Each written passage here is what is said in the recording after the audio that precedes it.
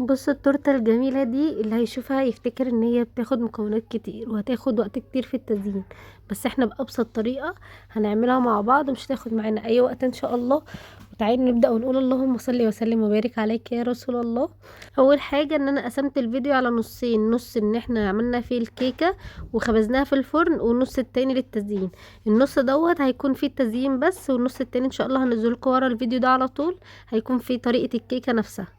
دي اللي معايا دي مش كريمه، ده سبونش بتاع الكيك نفسه عملته في البيت، ما جبناش دي سبونش جاهز ولا اي حاجه، احنا نعمله في البيت بابسط المكونات، وان شاء الله هنزلها لكم بالكوبايه وبكل المقادير. هنا خلاص كانت الكيكه خلاص استوت، دي كانت تاني يوم. عملت الكيكه اول يوم، وتاني يوم عملت بقى سبتها تبرد كويس قوي وغلفتها بستريتش، وبعد كده حطيت عليها ورق زبده وسبتها لتاني يوم تبرد. بتاخد طراوه احلى وتبقى سفنجي اكتر وتبقى احسن في الشغل. انا عامله هنا مكونات كتير عن بقيه لو انت في البيت ان شاء الله تعمليها واحده صغيره هبقى اديلك المكونات لما تكوني عامله صينيه صغيره، كيكايه صغيره. انا عملتها صينيه كبيره لاني ما شاء الله احنا كعيله فكبيره، فما شاء الله عملتها تكون كبيره عشان تقضي الافراد اللي عندي. هنا بدأت احط الاول طبقة الكيك وسقيتها بلبن خام، ما بحبش احط اللبن على اي حاجة، بتبقى طعمها بصراحة احلى. وبدأت احط الكريمة اللي هي عبارة عن كريم شانتيه، وحطيت عليها لبن مجمد من الفريزر، وبعد كده ضربتهم يعني كوباية اللبن عليها كوباية الكريمة عليها كوبايتين من اللبن، عشان احنا طبعا في الشتاء، لكن لو في الصيف هتبقى كوباية الكوباية على طول. بدأت احط لها الكريمه زي انتم ما شايفين، والجناش ده انا عملته معاكم كذا مره، بس ان شاء الله الفيديو بتاع الكيكه هوريكم عملنا الجناش ده ازاي. برضو بمكونات بسيطة ومش شوكولاتة خام ولا اي حاجة، مجرد كاكاو ومكونات بسيطة هيطلع معاكي الجناش تحفة جدا. خلاص هنا بقى بدأت اعمل كذا طبقات كده، انت عايزة بقى تحشيها من جوه فواكه براحتك، بس انا ما حبيتش احشيها فواكه لان في كتير ما بيحبهاش محشية فواكه. طبقة كريمة وبعد كده طبقة الجناش، وبعد كده حطيت الكيكة تاني، وكذلك نسقي باللبن وبعد كده الكاكاو وبعد كده الكريمة، ولحد ما خلصت الطبقات بتاعتي. انا عملتها 3 طبقات عشان هي ما شاء الله كنت عايزاها عالية. زي انتم ما شايفين كده، وبدأت اجلس الكيكة بالكريمة لحد ما تاخد معايا الشيب اللي انا عايزاه، او يعني ان هي تبقى ناعمة وملساء من بره.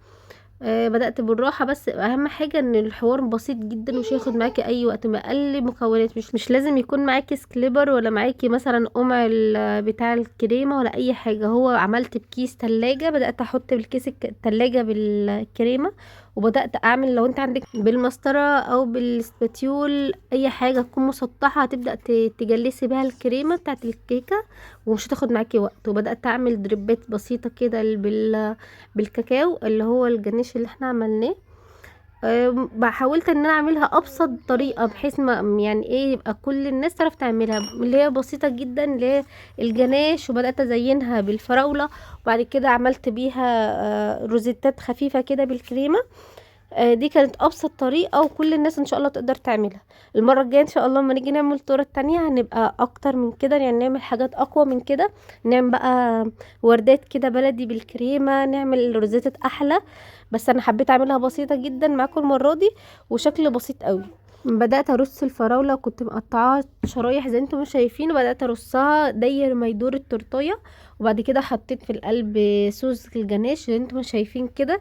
حاجه بسيطه جدا، ولا استخدمت معدات يعني ان هي مش موجوده عند اي حد.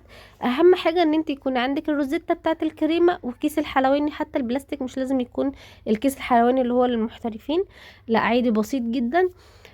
وعملت روزيتات خفيفة زي انتم شايفين كده، بس كده. وكانت التورتيه كان شكلها لطيف جدا وشكلها حلو، ودي اسهل طريقة ان انت تزيني بيها تورته لاطفالك في البيت، احسن من تشتريها من بره. طبعا بتبقى اسعارها غالية جدا ومبالغ فيه، لكن ديت بسيطة.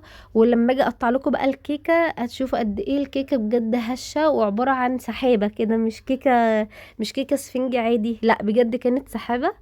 وكانت حلوة قوي، وكان ما شاء الله مظبوطة جدا، طعمها مظبوط.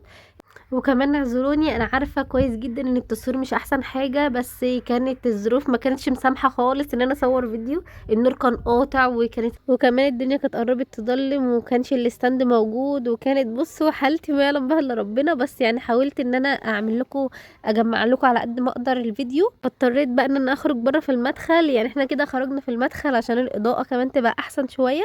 وكانت ماما بقى اللي كانت ماسكه لي التليفون. فالحمد لله ان هي اصلا الفيديو عرفت اجمع لكم منه اي حاجه. ان شاء الله المره الجايه هيبقى احسن واحسن. انا عايزاكم بقى تركزوا معايا في الكيكه وانا بقطعها كده، وقد ايه هي كانت هشه بجد. كانت هشه يا جماعه، ما كانتش هشه بس، دي كانت عباره عن سحاب من كتر ما هي كانت جميله وهشه، وما شاء الله كان طعمها لذيذ قوي. ان شاء الله هنزل لكم الفيديو على طول بتاع الكيكه، ويكون عجبكم الفيديو. متنسوش تعملوا لايك وشير وتشتركوا في القناه. السلام عليكم.